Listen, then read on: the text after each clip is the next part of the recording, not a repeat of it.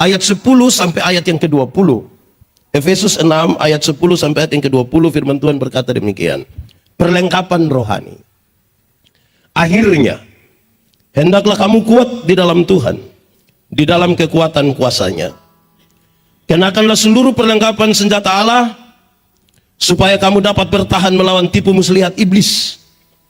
Karena perjuangan kita bukanlah melawan darah dan daging, tetapi melawan pemerintah-pemerintah, melawan penguasa-penguasa, melawan penghulu-penghulu dunia yang gelap ini, melawan roh-roh jahat di udara. Sebab itu, ambillah seluruh perlengkapan senjata Allah, supaya kamu dapat mengadakan perlawanan pada hari yang jahat itu dan tetap berdiri sesudah kamu menyelesaikan segala sesuatu. Jadi, berdirilah tegap, berikat pinggangkan kebenaran, dan berbaju sirahkan keadilan. Kakimu berkasutkan kerelaan untuk memberitakan Injil damai sejahtera dalam segala keadaan. Pergunakanlah perisai iman. Sebab dengan perisai itu kamu akan dapat memadamkan semua panah api dari si jahat. Dan terimalah ketopong keselamatan dan pedang roh, yaitu firman Allah. Dalam segala doa dan permohonan, berdoalah setiap waktu di dalam roh, dan berjaga-jagalah di dalam doamu itu dengan permohonan yang tak putus-putusnya untuk segala orang kudus, juga untuk aku, supaya kepadaku, jika aku membuka mulutku, dikaruniakan perkataan yang benar, agar dengan keberanian aku memberitakan rahasia Injil yang kulayani sebagai utusan yang dipenjarakan. Berdoalah supaya dengan keberanian aku menyatakannya, sebagaimana seharusnya aku berbicara. Demikian firman Tuhan. Berbahagia setiap orang yang mendengar firman, memelihara dan melakukan dalam hidup setiap hari. Shalom. Gua sedikit. Shalom. Paulus meninggalkan jemaat di Efesus, padahal Paulus tahu betul jemaat Efesus jemaat yang kecil, tidak punya kekuatan sosial yang kuat sekali, tidak punya kekuatan politik. Dia tinggalkan padahal dia tahu betul bahwa dunia adalah medan pertempuran. Dunia apa? Medan pertempuran. Paulus mendefinisikan, karena dia medan pertempuran, semua orang akan berhadapan dengan pertempuran itu. Baik orang kaya, baik orang miskin, baik orang kota, baik orang beriman maupun orang yang. Paulus mendefinisikan musuh kita ada dua, musuh yang dihadapi ada dua, yaitu musuh yang kelihatan dan musuh yang tidak kelihatan. Kalau musuhnya kelihatan, mungkin agak gampang. Kalau dia lari datang, kan kita tinggal lari kalau kelihatan. Kalau kita pegang pistol, tinggal pegang batu, tinggal. Kalau musuhnya, bagaimana kalau musuhnya tidak? Nah, itu repot. Corona termasuk kelihatan atau tidak kelihatan? Kalau yang biasa suanggi kelihatan atau tidak? Ya, kadang-kadang kelihatan. Suanggi itu apa ya kalau di Jakarta bilang? Yang biasa guna-guna orang itu. Nah, santet lah kira-kira begitu. Nah, saudara-saudara, apalagi Paulus kasih tahu. Persoalan kita sekarang, kita berhadapan dengan iblis, dan iblis itu, saya bicara dua dulu, berhadapan dengan iblis. Saya mau tanya kita, tolong jawab jujur dulu, jujur. Kita takut setan atau setan takut kita? Boleh jawab. Kita takut setan atau setan takut kita? Paduan suara, kita takut setan atau setan takut kita? Yakin setan takut kita? Yakin? Awas dia dengar. Malam dia coba nanti. Saya mau kasih tahu saudara, kerinduan kita takut setan. Setan takut kita. Kenyataan membuktikan kita takut setan. Kerinduan kita menang, kenyataan membuktikan kita kalah juga. Amin kah? Orang kalau ketakutan itu biasa melakukan langkah sembarang. Kalau ketakutan biasa sembarang itu. Amin kah? Oke, saya mau tanya dulu, jemaat. Di sini tidak ada jemaat. Ini kursi-kursi saja, jemaat. Kalau tangan kanan gatal artinya mau? Yakin? Siapa ajar kamu? Kalau tangan kanan gatal artinya dapat uang, maka orang Koreng itu kaya raya itu. Itu bukan tangan kanan yang gatal, semua gatal habis itu. Aduh, saya bawa materi di banyak kota di Indonesia. Habis bawa materi, ada yang datang, Pak Pendeta kita foto-foto dulu. Boleh. Pas kami mau foto, ada 2-3 orang datang. Jangan 3 orang, jangan 3 orang. Kalau foto 3 orang nanti saudara percaya itu. Lalu kenapa bilang jangan 3 orang? Kira-kira gitu. Kerinduan kita takut, setan takut kita. Kenyataan belum tentu. Paulus mendefinisikan lebih. Dia bilang begini, apalagi iblis itu kerja tipu-tipu. Iblis kerja tipu. Sekarang saya mau tanya kita dulu, jemaat, tipu boleh atau tidak? Tipu boleh atau tidak? Kalau untuk kebaikan kita tipu boleh? Saya lihat saudara pecah kongsi di sini. Ulang. Tipu boleh atau tidak? Tipu boleh atau tidak? Kalau untuk kebaikan tipu boleh? Tidak boleh. Tidak ada tipu untuk kebaikan. Tipu itu tipu. Satu tipu akan menghasilkan tipu baru. Kalau saya bilang, Bapak, kenapa tidak datang gereja? Perasaan pendeta tanya, dia bilang, saya sakit Pak Pendeta. Ini tipu ini. Kita ketemu istrinya, kita bilang, Mama, bilang Papa sakit. Karena ibu tidak tahu, ibu bilang, tidak. Kita ketemu dia, kita bilang, Papa, Mama bilang Papa tidak sakit. Terus dia bilang, sebenarnya saya sakit tapi belum kasih tahu ibu itu. Hati-hati dengan tipu. Di sini ada yang biasa tipu. Ada kok tidak? Ada kok tidak? Ada duduk di sini. Coba tunjuk. Hati-hati dengan tipu-tipu. Apalagi ini caleg banyak. Ada yang politisi, partai politik. Hati-hati. Jangan tipu. Sama-sama 1, 2, 3. Jangan tipu. Kasih tahu teman di sebelah. 1, 2, 3. Jangan tipu. Itu pekerjaan iblis itu. Ya, Alkitab bilang begini, jemaat. Alkitab bilang, bapa dari segala penipu ialah Jadi pada waktu kita tipu, kita punya bapa namanya. Di sini ada yang dia punya bapa nama begitu. Itu jadi masalah.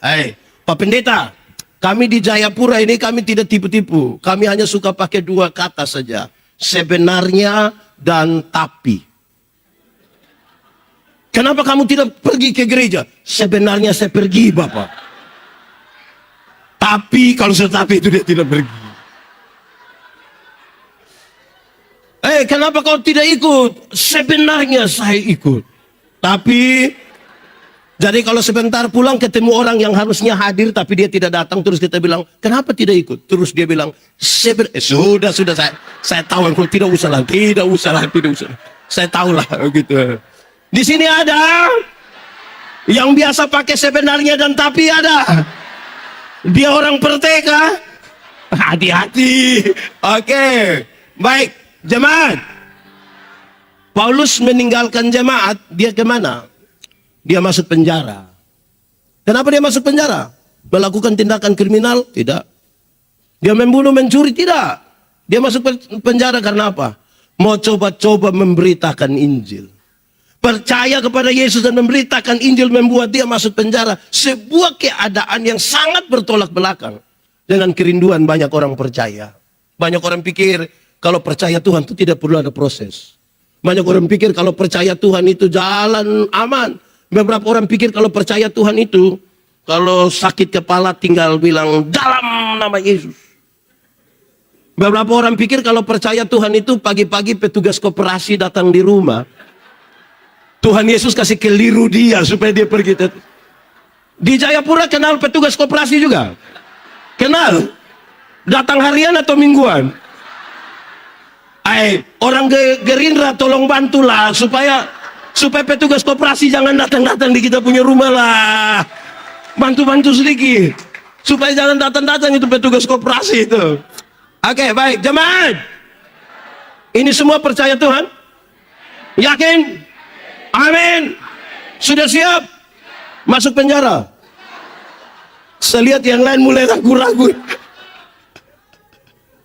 Baik. Jemaat. Waktu dia masuk di penjara, setiap hari dia lihat itu tentara-tentara pakai atribut mereka. Berdasarkan gambaran-gambaran dari seorang tentara itulah. Kemudian Paulus menasihati jemaat. Dia mau kasih tahu orang. Pertama dia kasih tahu. Pakailah ikat pinggang yang namanya kebenaran. Sama-sama ikat pinggang namanya. Saudara tahu ikat pinggang? Ada pakai ikat pinggang? Tidak pakai? Oh, tidak apa-apa, yang penting celana kuat lah. Tidak apa-apa. Ya, baik. Kebenaran. Jemaat, ada dua kata dalam bahasa Indonesia, benar dan betul. Benar dan betul sama atau beda? Beda atau sama? Sama atau beda? Beda atau sama? Sama. Benar bisa berarti betul, betul bisa berarti benar. Tapi dua kata yang sama ini, kalau sama-sama diberi awalan ke dan akhiran an, benar akan jadi kebenaran. Betul akan jadi masih sama artinya? Tidak. Kebenaran arti lain, kebetulan arti lain. Sekarang saya mau tanya, kalau hari ini saudara ikut acara ini, ibadah dan doa bersama di sini, kebenaran atau kebetulan? Saya kira kebetulan memang tidak, ini kebenaran ya. Amin ya. Oke, kalau kita masih hidup hingga hari ini, kebenaran atau kebetulan? Kalau Tuhan mau berkorban bagi kita, kebenaran atau kebetulan? Mantap. Kalau untuk Tuhan itu kebenaran. Saya geser sedikit. Kalau kita kulit hitam, kebenaran atau kebetulan? Kalau kita kulit hitam, kebenaran atau kebetulan? Saya lihat saudara mulai ragu-ragu di sini. Jemaat. Hari-hari ini saudara, bahkan warna kulit pun bisa jadi berhala baru. Seolah-olah orang kulit putih, coba saudara ikut semua iklan kecantikan kulit di televisi. Seluruh iklan kecantikan kulit di televisi mengarahkan saya dan saudara untuk ambil kesimpulan, seolah-olah kalau orang kulit putih lebih baik dari kulit hitam. Akhirnya setiap kali yang kulit putih berdiri di depan, yang kulit hitam macam gelisah bagaimana itu. Tidak bisa. Ada lagu dulu bilang, biarlah yang hitam, jangan harapkan. Mau pakai oker juga tidak bisa. Saudara pakai pemutih minta maaf, di wajah saja, leher ke bawah gelap lagi. Dan saudara, kita harus mulai dari sebuah keyakinan, Tuhan tidak pernah salah. Tuhan tidak pernah salah. Coba saudara ikuti semua iklan kecantikan rambut di televisi. Seolah-olah kalau orang rambut lurus lebih baik dari rambut keriting. Saya protes itu. Saya berkhotbah dalam banyak acara mendorong budaya positif Valentine. Saya bilang, di hari kasih sayang ini, yang paling akan menikmati belayan seorang suami adalah mereka yang rambut keriting, bukan yang rambut lurus. Orang bilang, kenapa pendeta bilang begitu? Rambut lurus itu dibelai tidak terlalu indah lah. Tidak. Kalau lurus itu kita belaikan, kita taruh tangan terus kita bilang, sayang. Tidak klik gitu. Tidak ada apa itu. Masa sayang? Tidak ada. Kalau keriting itu dibelai menarik.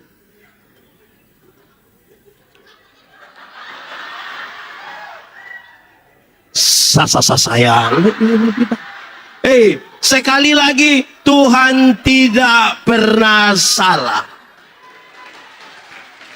Apa yang ingin saya katakan, jemaat? Kalau hari ini masih ada orang Indonesia Barat merasa lebih baik dari Indonesia Timur, engkau bermasalah dengan tubuhmu. Karena kita tidak pernah meminta, Kalau hari ini orang-orang kulit putih merasa lebih baik dari kulit hitam, engkau bermasalah dengan dirimu. Sekali lagi, karena kita tidak pernah meminta. Tidak pernah. Langsung jadi. Saya Timur, saudara Papua. Iya kan? Dulu Tuhan cipta kita, dia ada tanya kita. Yandi, engkau mau Timur apa Eropa? Kan tidak tanya. Tidak tanya. Tidak boleh ada pelecehan kemanusiaan. Tidak boleh. Bahkan dengar, jemaat. Bahkan hari-hari ini, berat badan saja jadi berhala baru. Berat badan. Seolah-olah seorang perempuan cantik harus tinggi 170 cm, berat badan 48 kg. Jadi proporsional sekali. Akhirnya banyak ibu-ibu itu tidak makan malam. Iya. Dorang hanya telan ludah malam. Terus asam lambung naik, baru dia bilang, dalam nama tidak sembuh. Jemaat. Kalau ada dua orang gemuk duduk di sini, terus yang gemuk satu lewat situ, dengar orang dua punya percakapan. Pasti yang satu bilang begini, Saya dengan dia siapa lebih kurus? Macam butuh pengakuan sekali itu. Oke, baik. Jemaat. Banyak orang merasa tinggal dalam kebenaran. Tapi apa benar? Belum tentu. Belum tentu. Kenapa, saudara? Kebenaran dalam Alkitab itu punya 3 dimensi. 1, kebenaran itu berdimensi legal, legalitas, ikut aturan. Semua bentuk pelanggaran terhadap aturan Tuhan tidak mau. Kalau mau menang ikut aturan. Semua bentuk pelanggaran Tuhan tidak mau. Legalitas yang dibangun di atas pulihnya hubungan antara manusia berdosa ini dengan Tuhan. Saya pakai contoh. Saudara tahu motor? Pernah naik motor? Siapa punya motor? Sendiri punya? Sudah lunas? Ya beli ya kasih lunas lah. Oke. Kalau saudara naik motor, pakai helm, ada SIM, ada STNK, lampu-lampu ada, kaca spion ada. Ada operasi lalu lintas di jalan situ. Berani pergi? Berani. Tapi coba, SIM tidak ada, lampu-lampu tidak ada, kaca spion tidak ada. Ada operasi lalu lintas di situ, berani pergi? Berani pergi? Kenapa tidak berani? Kan saudara punya om polisi itu. Kalau pakai helm, kaca spion ada, lampu-lampu ada, semua ada. Mereka operasi di situ, polisi operasi di situ. Kita pergi. Sampai sana dia tidak tahan kita, kita putar kembali. Dia tanya, hei kenapa kau putar kembali? Pak, tolong tilang saya. Ikut aturan. Di sini ada yang biasa langgar aturan? Ada. Betul-betul ada. Dia paham apa? Aduh, jangan masuk di situ. Itu jadi masalah nanti. Jemaat. Pertama tadi kebenaran berdimensi apa? Legal. Kedua, kebenaran itu punya dimensi moral. Dimensi apa? Moralitas. Moralitas itu adalah kesatuan antara pikiran, perkataan, perbuatan. Kebenaran itu bermoral. Kenapa? Karena tidak semua yang kelihatan baik dibangun di atas motivasi yang benar. Makanya Paulus bilang, ingat apapun yang kamu perbuat, perbuatlah dengan segenap hatimu. Seperti untuk dan bukan untuk jemaat. Ingat bahwa tidak semua senyum tulus. Tidak semua senyum tulus. Kita datang, kita bilang, Shalom. Dia bilang, Shalom. Kita lewat, baru dia bilang, Betul. Amin kah? Ya.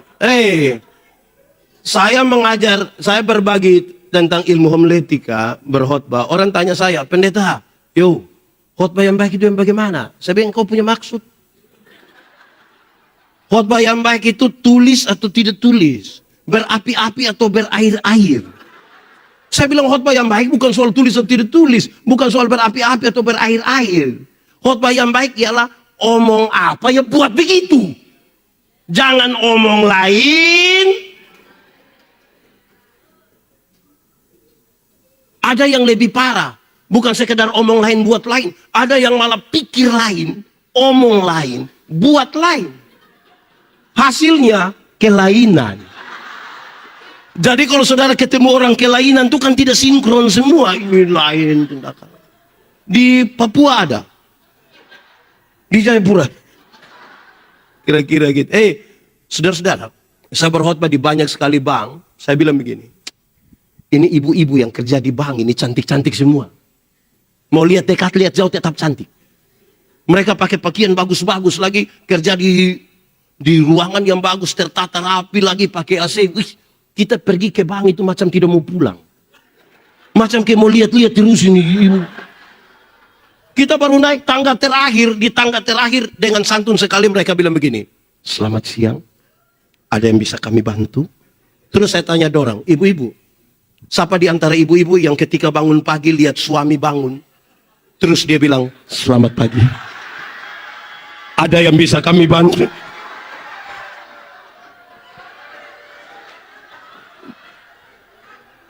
Karena itu kebenaran punya moral. Amin kok. Hati-hati supaya jangan ada dusta di antara Ini ada kader partai ada hari ini. Kader. Saya mau bilang pada saudara, zaman yang berubah ini kadang-kadang membuat banyak perubahan. Salah satunya adalah kadang-kadang dulu caleg yang janji masyarakat, pemilih. Sekarang ini bisa masyarakat yang janji kembali caleg. Jadi hati-hati. Di Jayapura ada masyarakat yang mulai janji caleg. Jadi saudara-saudara, kebenaran punya dimensi kedua itu apa? Ketiga, kebenaran punya dimensi sosial, sosialitas. Kepekaan untuk turut mengambil bagian dalam penderitaan orang lain. Kepekaan, solidaritas. Kenapa Yesus mau berkorban bagi kita? Kan dia solider dengan kita.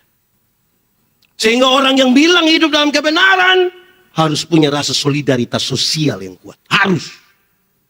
Teman, pernah ke swalayan? Pernah tawar barang di swalayan? Pernah kok tidak? Tidak Pemilik swalayan orang kaya atau orang miskin? Saudara lihat, beli di orang kaya tidak tawar. 99.900 dia ambil uang 100.000 dia kasih. Orang kasih kembali permen satu dia bilang kau dapat saja, jangan ukur saya pagi. Beli di orang kaya tidak tawar, tapi kalau pagi-pagi ada nenek-nenek jual sayur lewat ikut situ, tawar tidak? Tawar. Tahu juga. Itu tawar itu mengerikan. Nenek, sayur berapa? Ini nenek-nenek sudah senang ini. Nenek susah, mungkin pulang jual sayur dia sudah mati mungkin. Kita tanya, sayur berapa? 3.000. Terus dia bilang 3.000. Kita sengaja kaget. Hah? 3.000? Bisa 9.000. Kadang-kadang tambah satu kalimat saya potong. Bisa 9.000 kah? Nenek dong tanam sendiri juga. Itu kalau saya yang jual saya bilang kau bawa free saja. Bawa. Tidak usah bayar, bawa saja, bawa. Tawar sayur 3.000 jadi 9.000. Padahal turun dari mobil Innova. Di kanan ada iPhone terbaru. Di kiri ada Samsung terbaru. Masih ada Nokia dalam tas lagi. Pakai rantai selip berat 1 kilogram. Tawar sayur 3.000 jadi 9.000. Itu memang terlalu bermasalah. Jemaat. Mulai besok tawar sayur itu terbalik dari itu. Jadi tanya, nenek, sayur berapa? 3.000. Maaf nenek, bisa 3.000? Nah, kalau bisa tawar sayur, kalau bisa tawar sayur 3.000 jadi 3.000 hanya 3 kemungkinan. Kemungkinan pertama itu orang punya solidaritas sosial yang kuat sekali, pantas dipuji, pantas ditiru. Tapi yang kedua mungkin makan puji dia itu. Atau mungkin yang ketiga gila juga mungkin dia. Jadi kita yang tentukan sendiri saja di situ. Nah, jemaat. Kebenaran namanya, ikat pinggang namanya. Para tentara-tentara dulu ketika mereka pakai ikat pinggang, di ikat pinggang itulah mereka menyarungkan pedang mereka. Supaya apa? Supaya mereka bergerak bebas. Supaya apa? Jemaat tidak salah saja orang cari-cari dia pun kesalahan. Apalagi kalau buat salah. Karena itu supaya engkau bergerak bebas tanpa rasa takut. Pakai ikat pinggang namanya. Bayangkan kalau ada musuh datang dari sana. Dia mau berkelahi atau tarik celana. Oh lama-lama dia mati. Ikat pinggang namanya. Kebenaran. Kedua. Pakailah baju sirah. Yang namanya keadilan. Baju sirah namanya. Saya ingin bilang pada saudara begini. Jemaat. Kebenaran tidak boleh berdiri sendiri. Di mana kebenaran itu ada keadilan harus ada di situ. Keadilan dan kebenaran seperti uang dengan dua sisi yang tidak boleh dipisahkan. Kadang-kadang bangsa ini kita pikir sudah benar. Iya, tapi kadang-kadang tidak adil.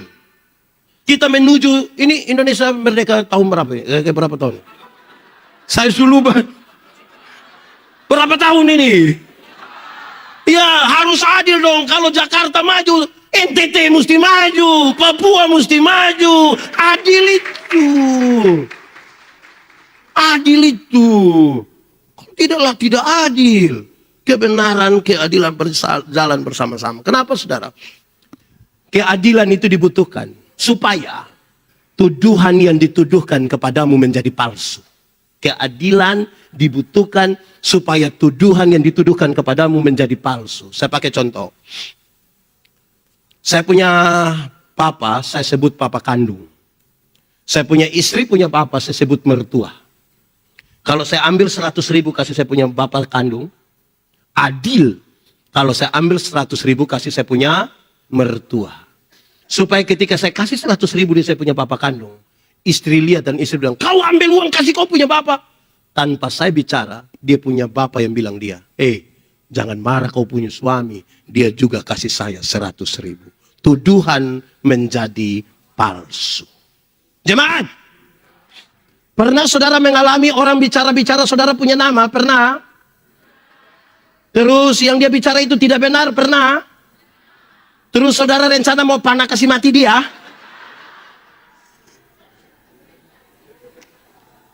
Yang paduan suara pernah alami begitu? Lalu saudara selalu buat status di Facebook. Kalau tidak tahu tentang saya jangan bicara macam tahu-tahu. Begitu dia. Lakukanlah dengan adil, itu cukup bagimu. Jemaat Efesus, jemaat yang kecil, waktu mereka beribadah, orang-orang bilang, manusia ibadah apa itu? Roh apa yang naik? Tidak usah berbantah-bantah, lakukan saja dengan adil.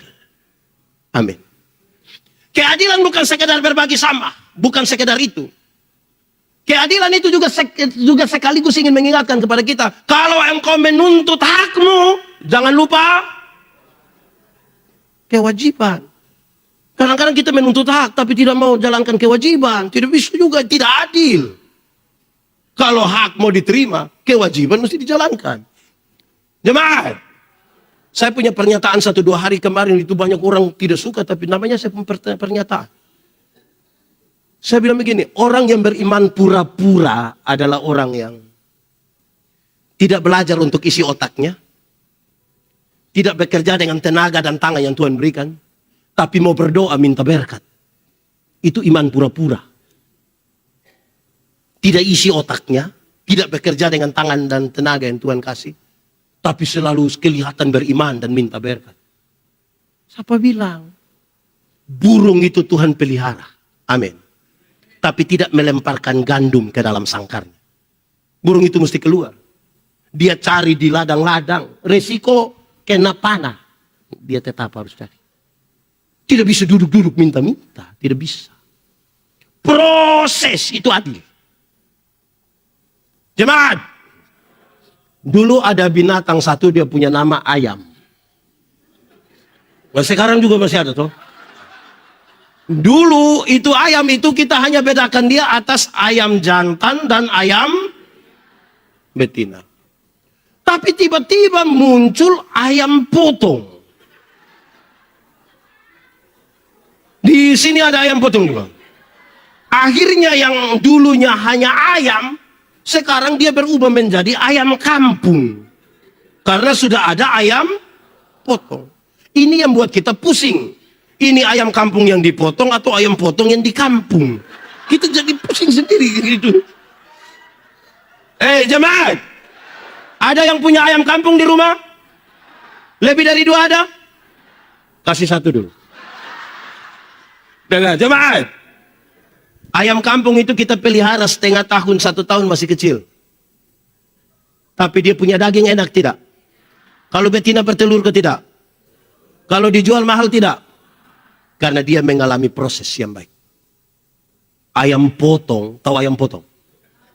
Kita pelihara 1 bulan saja dia punya mata sudah besar begini. Itu kalau lihat pakai kaca pembesar, kalau lihat langsung. Tapi itu ayam, ibu-ibu pulang dari pasar ikat salah di motor kaki patah. Karena tidak paham proses. Proses menjadi sesuatu yang penting, itu adil. Keadilan juga berarti begini. Kalau saudara menuntut berkat-berkat jasmani, jangan lupa minta berkat-berkat rohani. Kadang-kadang kita terlalu menuntut berkat jasmani saja, rohani kita tidak peduli, nah, mau bagaimana? Padahal yang jasmani bisa direkayasa dan yang jasmani semua akan selesai. Beredar di grup-grup WA itu bilang begini, yang jasmani ini, kalau sudah umur 50 tahun, cantik atau tidak cantik itu tidak penting lagi. Karena tidak bisa disembunyikan lagi di balik lipstik dan bedak. Tidak bisa lagi. Waktu kita umur 20-30 tahun itu yang kelihatan kita kinclong sekali. 50 tahun meleleh ini. Ini meleleh. Meleleh. Saya punya teman, kami masih SMA.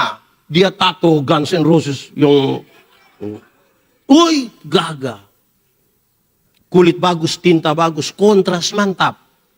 Umur 17. Waktu dia umur 43 tahun, dia sakit, kami pergi lihat dia, saya juga sedih. Saya sedih. Itu tato itu bukan seperti orang begini lagi. Seperti orang begini. Seperti menyembah itu. Mau apa? Ibu-ibu. Di sini tidak ada ibu-ibu. Ini SMP semua. Ibu-ibu. Kalau ada yang datang tanya, ibu, umur berapa?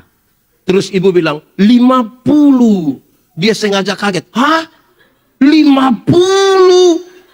Macam baru 30. Jangan percaya, jangan percaya. Masa umur 50 sama dengan 35? Nah yang 15 di mana? Kalau ibu jalan dengan ibu punya anak perempuan, ada yang tanya, siapa ini? Ini siapa ini? Ini siapa? Oh, itu saya punya anak perempuan yang pertama. Terus dia sengaja kaget. Anak perempuan? Macam kakak adik. Jangan percaya, jangan percaya.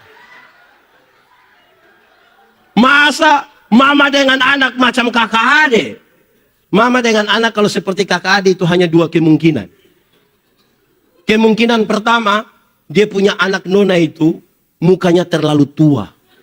Jadi dan dia punya mama tuh tipis sekali. Atau kemungkinan yang kedua, dia punya mama menikah terlalu muda. Mungkin 6 tahun sudah nikah. Akhirnya jangan bangga di situ. Umur 60 tahun, jemaat. Umur 60 tahun ada jabatan atau tidak ada jabatan sama saja. Kau sudah pensiun? TNI, Polri, apalagi? ASN, rata-rata kan pensiun umur 60 toh. Waktu kita aktif itu yang orang datang ketemu kita, siap, laksanakan, hormat, nah, itu aktif, Bapak. Sudah pensiun mau terima pensiun di kantor pos itu. Anak kecil yang baru honor 3 bulan, dia bisa lihat kita dari jauh, baru dia bilang, tua. Kau aman kah tua? Wih. Hati sakit kita ini. Jemaat, umur 70 tahun, rumah besar atau rumah kecil sama saja.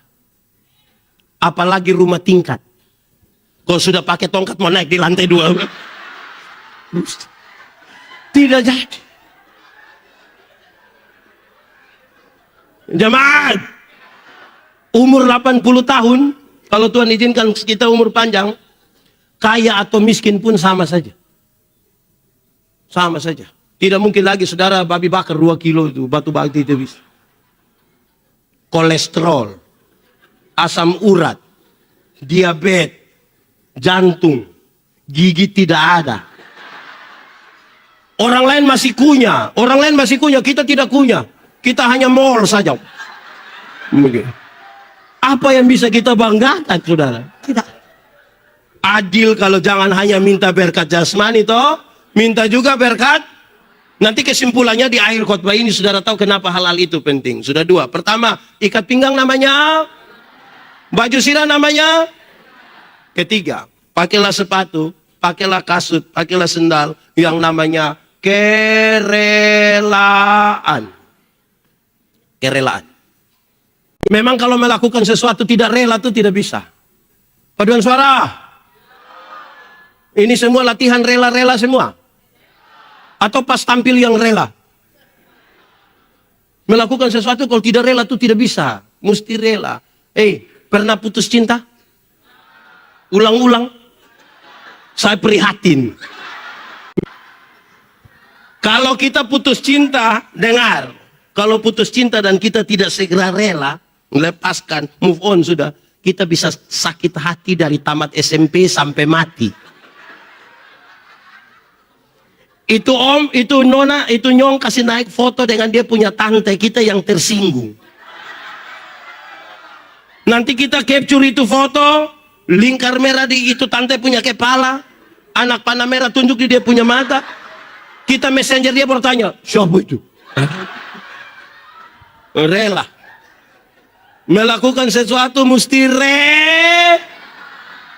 Di sini ada pengurus partai. Ada. Rela. Amin.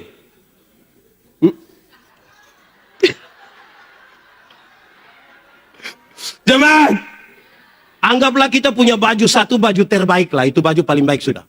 Itu baju yang paling kita andalkan. Pergi ke gereja juga itu baju, orang mati juga itu baju, syukuran juga itu baju, pokoknya itu baju.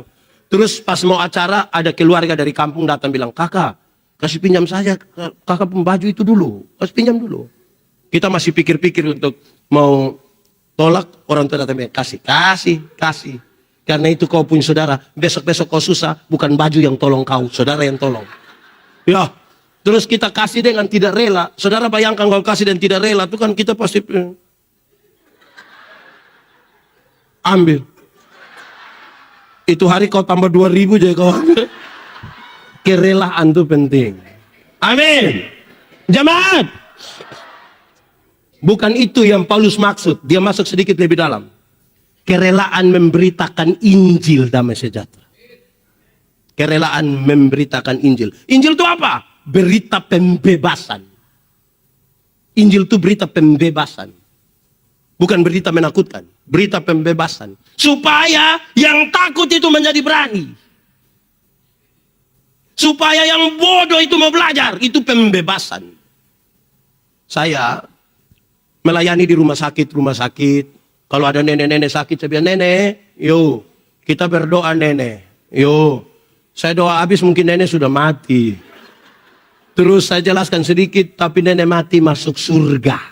Saya jelaskan terus, dia bilang, Pak Pendeta, mati hari ini dan besok sama saja. Tuhan yang memberi, Tuhan yang mengambil. Bahkan di lorong-lorong kematian pun dia tetap punya pengharapan untuk bisa. Itu pembebasan. Sekarang, kadang-kadang kita ini lebih banyak kasih takut orang, bukan membebaskan orang. Amin kok? Saya mau tanya ibu-ibu dulu. Ibu-ibu! Kasih makan anak umur 2 tahun itu gampang atau susah? Susah kan? Kan kita kejar-kejar dia begini, kejar. Sudah setengah jam kita bilang, ini anak tidak bisa mengerti orang tua sedikit. Anak umur 2 tahun suruh mengerti dia punya mama yang 40 ini. Ya.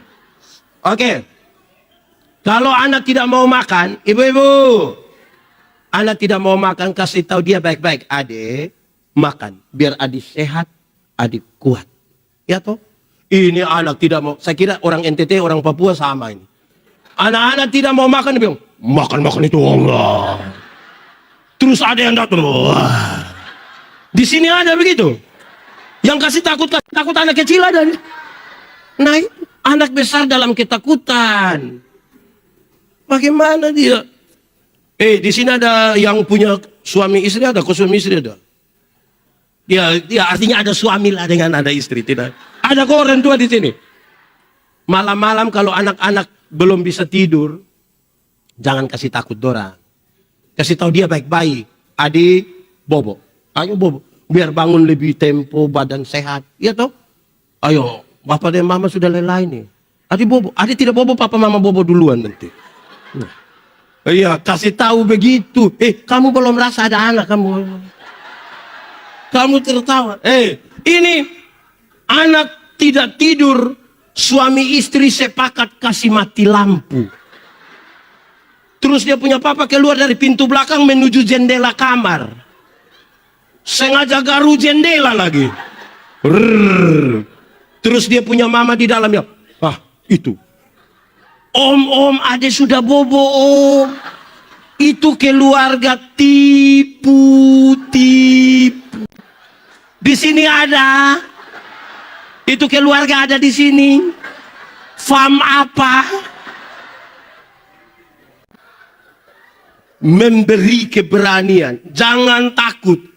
Saudara tahu, berita Injil itu berita yang ingin kasih tahu orang. Jangan takut, jangan takut, jangan takut, jangan takut. Supaya kalau ada anak muda datang bilang ke saya, Pak Pendeta Yandi, saya rasa saya manusia paling berdosa di dunia. Adi, jangan takut. Pak Pendeta juga orang berdosa. Tapi kasih Tuhan lebih besar dari kita dulu. Masa dia datang dia bilang, Pak Pendeta Yandi, saya rasa saya manusia paling berdosa di dunia. Iya, saya lihat engkau punya muka-muka berdosa ini. Engkau kalau tidak bertobat, kaki tangan patah buang semua itu. Kata, itu bukan Injil. Indonesia ini mesti bebas dari ketakutan. Kalau mau menang, harus bebas. Sehingga siapapun yang akan ada di Indonesia, orang yang memberitakan Injil, berita pembebasan, jangan takut. Jangan takut. Sama-sama 1, 2, 3. Jangan. Lebih kuat. 1, 2, 3. Kasih tahu kawan di sebelah. 2, 3. Itu Injil, pembebasan. Kita ini yang sedikit. Bapak Mama tahu, daerah-daerah yang terbelakang, kalau kita tidak mulai dengan memberitakan Injil, repot. Kenapa? Kita punya anak-anak. Kita pergi, saya bilang jemaat, jemaat, saya pergi kau punya rumah, jangan kasih saya roti, biskuit, rusak. Kenapa Bapak? Tidak usah kasih. Bapak bukan datang tiap hari juga, kasih saya ubi kah, pisang kah, kelapa kah. Kenapa? Saya pikiran. Pikiran apa? Saya pikiran ini, kalau kau kasih saya biskuit itu, setiap kali saya mau makan, kamu punya anak dari belakang ini kan pintu dia dulu. Kita panggil dia datang bilang, mari dia bilang, kalau ini kita tidak bisa memberi kepada mereka semangat untuk hidup. Sampai kapan kita dengan mental seperti itu? Sampai kapan? Dan itu tanggung jawab kita sebagai orang-orang beriman. Untuk bilang kepada mereka, jangan takut. Jangan takut. Amin kok? Kita takut setan atau setan? Oke, ikat pinggang namanya, baju sirah namanya, sepatu namanya. Tentara-tentara itu kalau mereka sudah pakai, mereka punya sepatu itu, mau masuk lumpur kah, duri kah, panas kah, semua mereka masuk. Karena dia bilang, pakailah sepatu namanya kerelaan untuk memberitakan Injil damai sejahtera. Keempat, pakailah perisai yang namanya iman. Perisai namanya iman. Perisai dulu ada 2. Satu perisai kecil yang ditaruh di tangan untuk perkelahian 1 lawan 1 pakai pedang. Pegang. Nah itu satu. Tapi ada perisai yang kedua, dia besar seperti tudung saji. Kenapa? Orang dulu kalau perang itu bukan saja pakai panah yang tajam, tapi setiap kali mau panah mereka celup dulu di dalam ter, dibakar baru panah. Datang 100-200 anak panah. Kalau pakai yang kecil begini, mati. Jadi harus pakai yang besar kita gitu. Pakailah perisai namanya apa? Kenapa iman penting? Karena ada banyak hal yang kita tidak duga. Ada banyak hal kita tidak duga. Kita akhiri 2019, mau masuk dengan penuh harap di 2020. Tiba-tiba COVID datang, menjungkir balikan banyak. Dan sekarang kita mulai bergerak. Kalau kita tidak dengan iman, tidak bisa. Jangankan itu, saudara. Kita di rumah saja, kita di kantor saja. Kadang-kadang ada datang ibu-ibu. Salam, selamat pagi, apa kabar semua? Cantik-cantik, ganteng-ganteng semua. Ya hari ini. Besok dia datang. Mungkin semalam itu efek vaksin atau apa dia. Datang kan tiba-tiba dia berubah. Dia tidak bicara seperti kemarin. Kita bilang, ibu, kenapa tidak ceria seperti kemarin? Kau tanya-tanya kenapa? Jadi masa. Jadi itu harus disikapi dengan Saudara dengar. Iman itu membuat kita tuh menggantungkan harap pada Tuhan. Ada kendaraan jalan, kecelakaan, tinggal 2 orang yang selamat, 1 orang beriman, 1 orang tidak beriman. Yang beriman akan bilang begini, untung Tuhan saya selamat.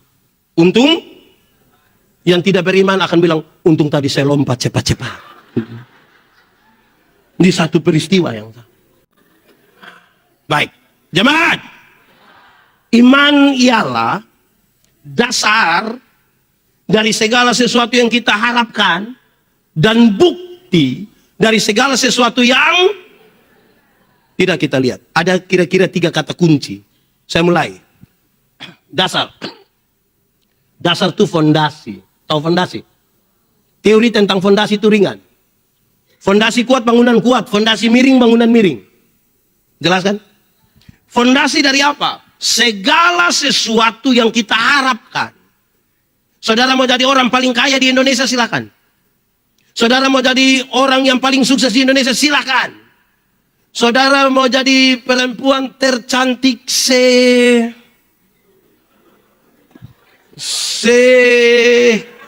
RT, silakan.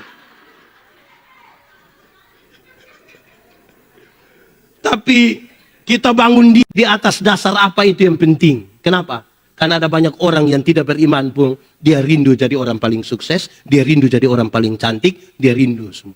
Yang membedakan kita adalah dasar. Yang kedua, bukti. Bukti dari yang lihat atau tidak lihat? Tidak lihat. Saudara dengar ini. Bukti dari yang tidak lihat. Arsitek. Waktu dia mau menggambar ini hotel ini, dia taruh dulu di sini. Ruangan ada berapa? Ukuran berapa? Pintu di mana? Jendela di mana? Tangga di mana? Lift di mana? Dia gambar di sini. Kelihatan atau tidak kelihatan? Dari yang tidak kelihatan dia tuangkan di satu kertas. Kelihatan atau tidak? Dari yang kelihatan itu orang mulai bekerja, jadilah ini hotel kan? Setelah jadi ini hotel, banyak orang kan kagum ini hotel kan? Ini, paduan suara. Tadi ada foto-foto di situ. Kenapa kamu tidak foto? Orang kagum tentang bangunan, kan dia datang dia foto-foto di situ, separuh begini. Iya kan? Tapi dengar, titik-titik terkuat dari ini gedung, yang foto itu tahu? Tahu ke tidak? Siapa yang paling tahu? Hanya 2 orang, yang menggambar dan yang mengerjakan. Tuhan menyelidiki kita punya hati yang mana itu. Amin kah? Sehingga dalam segala perkara, pakailah perisai iman. Itu kita setuju persis dengan ini. Hanya orang beriman yang akan bilang, Tuhan indah rencana. Yang tidak beriman tidak bisa bilang. Tidak bisa. Sudah 4. Ini khotbah baru di awal-awal ini. Belum.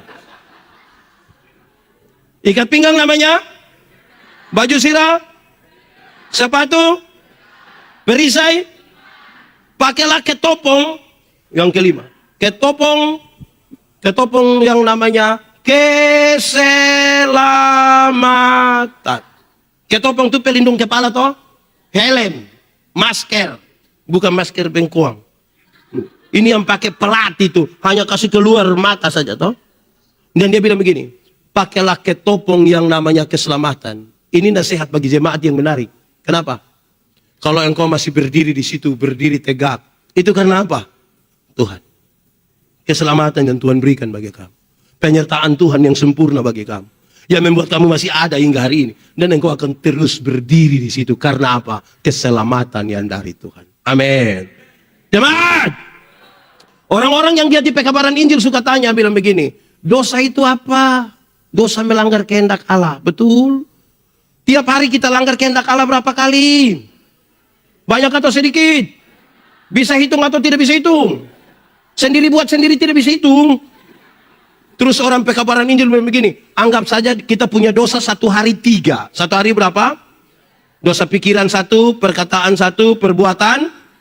Kalau 1 hari 3, 1 bulan berapa? 3 kali 30 hari? 90. 1 tahun berapa? 90 kali 12 bulan? 1080. Taruhlah 1000 toh. 1 hari 3, 1 bulan 90, 1 tahun 1000. Coba masing-masing kali dengan umurnya sekarang. Pendeta Yandi umur 46 tahun, kalau kali 1000, 46.000. Bisa pi surga itu pendeta itu. Itu 1 hari 3, apalagi kalau 1 hari tidak bisa hitung. Jadi kalau kita masih selamat, itu hanya karena amin. Masa saudara yang terbaik saja dia berikan bagi kita, apakah lagi hanya sekedar merubah nasib kita ini, masa tidak bisa? Yang paling mahal saja dia berikan bagi kita. Asal kita mau bekerja. Jemaat! Ora et labora artinya? Itu dia pun nilai hanya 75. Mau yang 100? Mau? Mau yang 100 dengar. Ora et labora artinya berdoa dan bekerja keras.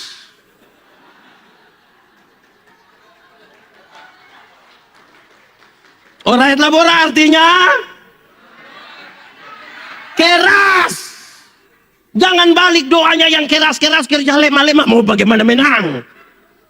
Amin kok? Begitu. Gerindra mesti doa dengan kerja. Jangan kerja main-main. Nanti ada sidak baru pusing nanti kita. Amin kok? Begitu. Oke, ikat pinggang namanya. Baju sirah namanya. Sepatu. Perisai. Ketopong. 5 hal yang disampaikan di awal itu hanya perlengkapan bertahan. Perlengkapan apa? Jemaat, ada yang suka sepak bola? Real Madrid atau Barcelona? Real atau Barca? Barca atau Real? Real atau Barca? Barca atau Real? Oke. Real Madrid itu hebat-hebat begitu, Barcelona jago-jago begitu. Tapi kalau hanya bertahan, lawan Persipura kalah. Dia harus menyerang untuk memenangkan pertarungan. Kalau bertahan, harus menyerang. Amin. Paulus kasih tahu 2 senjata untuk serang. 2 senjata untuk serang. 1, firman. 1 apa? Firman itu yang akan memutuskan. Saya setuju dengan ibu, saya tidak setuju dengan bapak. Saya mau ikut ini, saya tidak ikutin. Kan dia pakai ukuran itu. Dia kasih tahu, ingat, firman itu seperti pedang bermata 2. Dia iris ke sana, tapi iris juga ke sini. Artinya, kalau untuk orang lain kita kutip firman, jangan lupa kutip firman untuk diri sendiri juga. Jangan sampai sebentar habis khotbah, sebentar ada yang bilang, Pak Pendeta, khotbah tadi pas. Saya tanya, pas dengan dia Bapak. Habis yang kau tidak pas. Dengan saya firman datang, sampai saya dia serong, dia lari ke sebelah Bapak. Firman. Jemaat. Firman itu seperti cermin. Tahu cermin? Tahu cermin? Pernah pakai cermin? Saudara datang di firman, di cermin. Kan pertama hanya mau lihat saja begini kan? Setelah lihat baru dia, aduh alis. Makin banyak bercermin, makin rapi kita punya hidup kan? Saudara kan kalau lihat ada kotoran di sini kan begini toh? Tidak mungkin saudara lihat di cermin, iya ada kotoran, biar kasih tinggal. Begitu. Makin bercermin, makin rapi. Amin toh? Tapi jemaat, hati-hati, sama-samanya kaca. Tapi ada yang nama cermin, ada yang nama kaca spion. Tahu kaca spion? Pernah pakai? Kalau cermin itu lebih banyak lihat siapa punya diri. Kalau kaca spion lebih banyak lihat. Kan dia punya cara lihat begini dong. Lama-lama orang lain yang beli kulkas, kita yang kedinginan di rumah. Orang lain yang beli motor, kita yang tidak tidur. Kita bilang, kau tanya dulu dia. Tanya apa? Dia kredit ke kese dia. Perang antara Daud dan Goliat itu mewakili kelompok yang besar. Goliat mewakili kelompok yang besar sekali. Fasilitas lengkap, postur mantap. Daud mewakili kelompok kecil, postur kecil dengan fasilitas ringan. Kalau hanya lihat pada mereka, Goliat punya besar, dia kalah sebelum bertarung. Tapi apa yang dilakukan dia? Dia fokus pada dirinya. Sangat kuat. Dia fokus begitu rupa sampai dia bilang, lawan manusia sebesar itu datang dengan kelengkapan perang seperti itu, saya cukup bawa batu 5 cukup, dia kalah. Meyakini diri. Dia fokus dengan diri. Itu menjadi penting. Tapi saya mau kasih tahu cepat-cepat di 2 hal ini. Firman itu ada 2 hal penting. Pertama, kronologi. Pertama apa? Alkitab itu berisi kronologi begini. Penciptaan, kejatuhan manusia dalam dosa, rencana penyelamatan Allah, kedatangan Yesus Kristus, janji untuk hidup yang kekal. Kalau baca firman harus masuk dan paham betul kronologi ini. Karena ada banyak ayat yang sepertinya baku tolak, baku hela. Kalau kita tidak paham ini, kita bisa bilang, loh kok kenapa ini ngomong lain? Ini ngomong lain. Itu pertama. Kedua, firman itu berisi dua. Alkitab ini berisi dua hal. Satu dia punya nama ajaran, apa? Yang kedua nama informasi. Nama apa? Informasi. Gereja Tuhan jadi rusak ini karena orang bikin informasi jadi ajaran. Murid Yesus itu 12, itu informasi. Jadi nanti ada gereja di sini, dia pilih pekerja, dia pilih penatua 13, tidak apa-apa. Jangan sampai ada yang pilih 13, terus kita datang bilang, kenapa Yesus punya 12, kau 13? Kau lebih dari Tuhan. Salomo punya istri 700, berapa?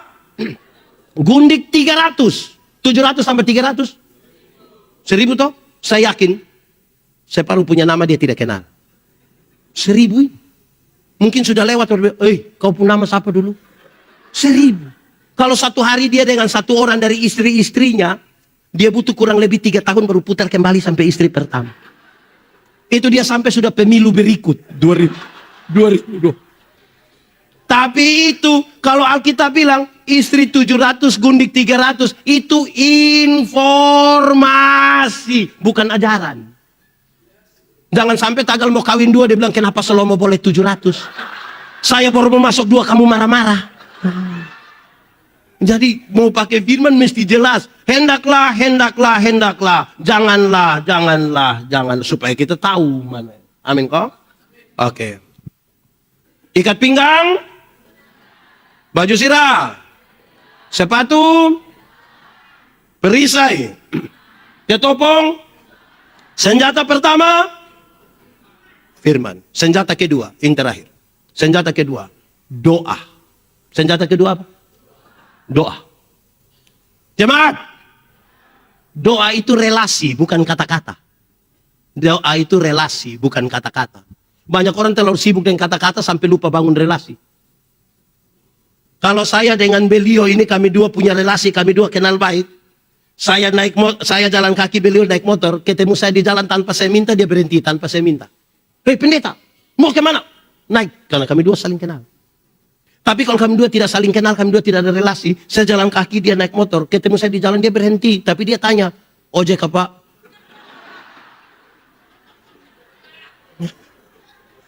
Doa itu relasi. Jemaat! Jemaat bisa berkata-kata dengan orang yang saudara tidak kenal. Contoh, pernah aku tidak saudara telepon, terus ada satu suara bilang begini, nomor yang Anda tuju tidak dapat dihubungi. Pernah? Suara perempuan atau suara laki-laki? Itu kamu pun kakak. Apalagi saya kira di Jakarta sudah lebih maju lagi, jadi bahkan mesin saja bicara dengan kita. Kita mau sampai di tol, mau sampai pintu masuk mana, itu nona bilang, tempelkan kartu Anda. Pas uang sudah keluar, terima kasih. Itu mesin saja bisa omong begitu. Doa bukan kata-kata. Doa apa? Relasi. Ada 5 yang disampaikan. Saya omong cepat-cepat saja.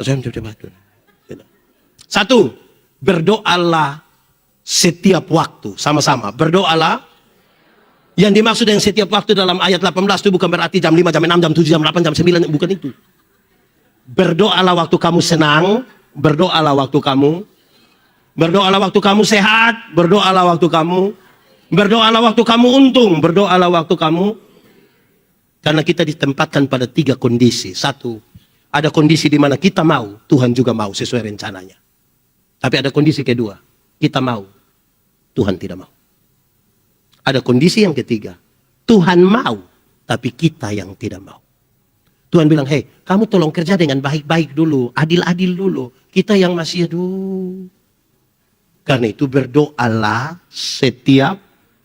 Kedua, berdoa dalam roh. Sama-sama, berdoa. Yang dimaksud yang berdoa dalam roh dalam teks ini, dia pun maksud begini. Berdoalah dalam kesatuan dengan Roh Kudus.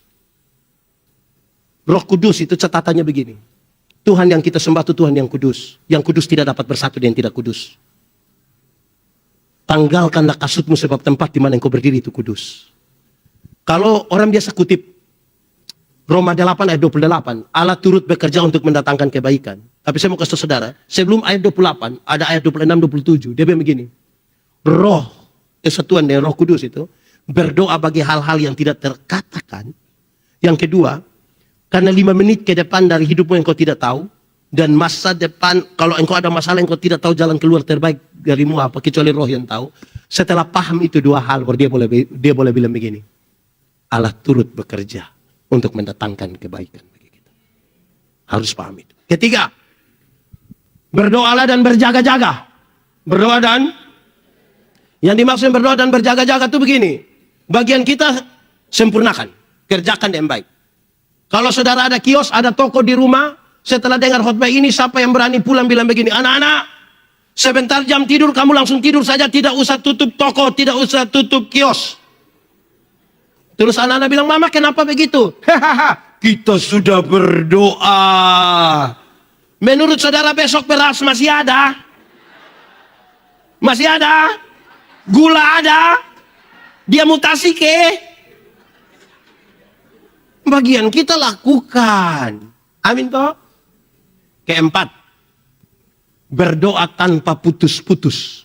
Berdoa tanpa putus-putus. Yang dimaksud dengan berdoa tanpa putus-putus itu begini. Terinstalasi, terkoneksi. Listrik di ini, gedung ini kan terinstalasi dengan baik.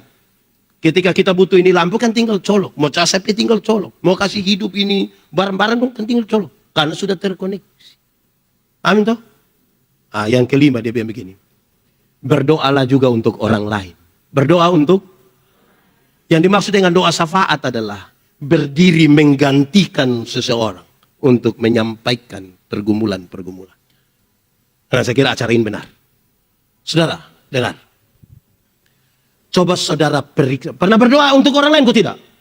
Betul? Doa apa? Doa serahkan. Oh, mantap. Jemaat. Coba periksa 10 doa terakhir dari kita. 10 doa terakhir dari kita coba periksa. Bagi yang biasa berdoa yang tidak berdoa dia periksa apa? Nah, yang 10 doa terakhir, coba saudara periksa. 1 menit pertama kita punya doa itu, Tuhan terima kasih, engkau luar biasa, engkau mantap. Itu 1 menit pertama. Masuk menit kedua tuh daftar permintaan.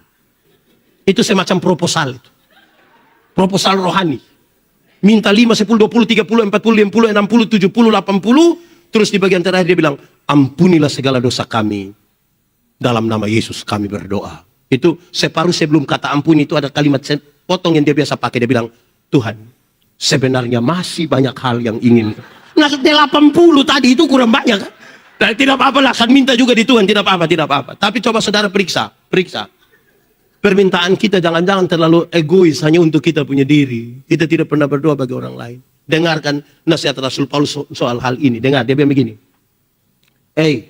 Tidak ada pemerintahan yang tidak berasal dari Allah. Pemerintah itu adalah hamba Allah. Tapi yang kedua nasihat Rasul Paulus kepada Timotius dia begini. Timotius, berdoalah bagi para pemimpinmu. Kenapa? Dengar, kenapa? Waktu dia jadi bupati, waktu dia jadi wali kota, waktu dia jadi gubernur, waktu dia jadi presiden, dia berdiri dan duduk di puncak ini. Di puncak ini dia dikelilingi oleh banyak kepentingan. Kepentingan keluarga, kepentingan tim sukses, ring 1, ring 2, kepentingan politik. Tempat di mana dia dulu itu menjadi licin. Padahal dia akan ambil kebijakan untuk manusia satu Indonesia ini. Berdoa supaya dia tidak tergelincir di situ. Kan dia akan mengambil kebijakan menyangkut saya dan saudara. Jaga baik-baik supaya dia jangan. Kan kepentingannya terlalu banyak. Kenapa lihat saya? Ikat pinggang namanya. Baju sirah. Sepatu. Perisai. Ketopong. Senjata pertama. Senjata kedua. Oke. Saudara lihat. Dari 7 hal yang disampaikan. Untuk sebuah kemenangan itu. Terkoneksi antara apa yang kita pikirkan. Apa yang kita imani. Saya pakai contoh saja. Mati hidup Tuhan yang atur. Amin. Amin. Itu soal iman. Yang iman kasih tahu otak. Otak. Kau tahu kau tidak? Tidak tahu. Kenapa? Terus tahu dulu. Otak. Mati hidup itu Tuhan yang atur. Oh, jadi otak kau kasih tahu kaki itu. Supaya kalau ada trek lari kencang ke depan. Kaki jangan lompat ke tengah jalan. Bisa paham koneksinya itu. Ada masa depan dalam tangan Tuhan. Amin. Saudara percaya Tuhan menyiapkan masa depan bagi anak-anakmu. Amin. Betul, saya juga yakin. Koma. Tapi yang antar itu anak dompi sekolah, bukan Tuhan yang antar. Siapa yang antar? Siapa yang antar? Orang tua. Atau siapa yang di Jayapura karena dia terlalu sibuk, pagi-pagi dia berdoa, Tuhan, saya sibuk jadi Tuhan tolong jemput anak dong. Tuhan yang jemput pulang menangis, Bapak, menangis.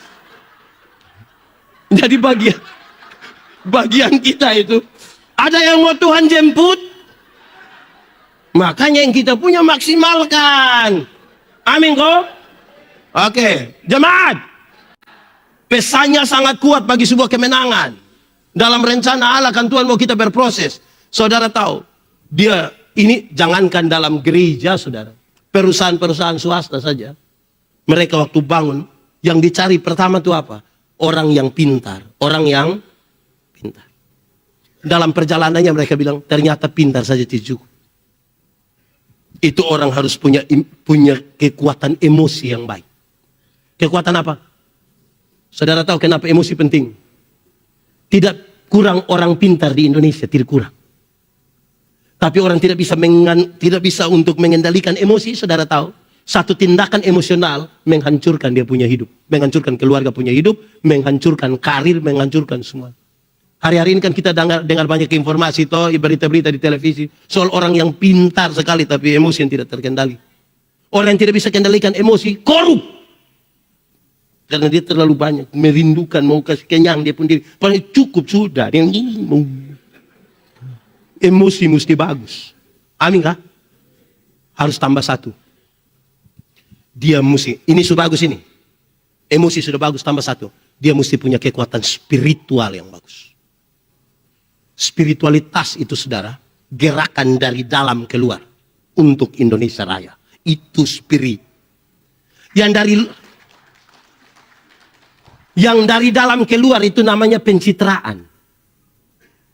Spiritualitas itu gerakan dari dalam keluar. Yang di dalam itu apa? Teologi. Yang keluar itu apa? Etika. Perjumpaan teologi dan etika itulah spiritualitas. Ada sampah. Kita semua tidak suka sampah kan?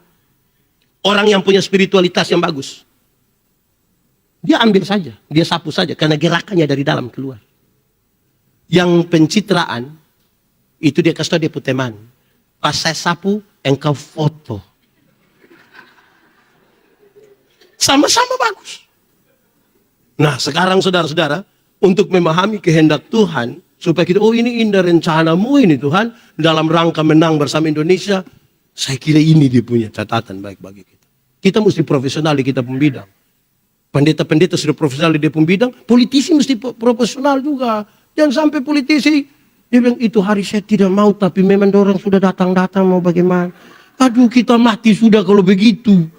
Tidak bisa. Amin kah? Oke, Tuhan memberkati kita. Amin.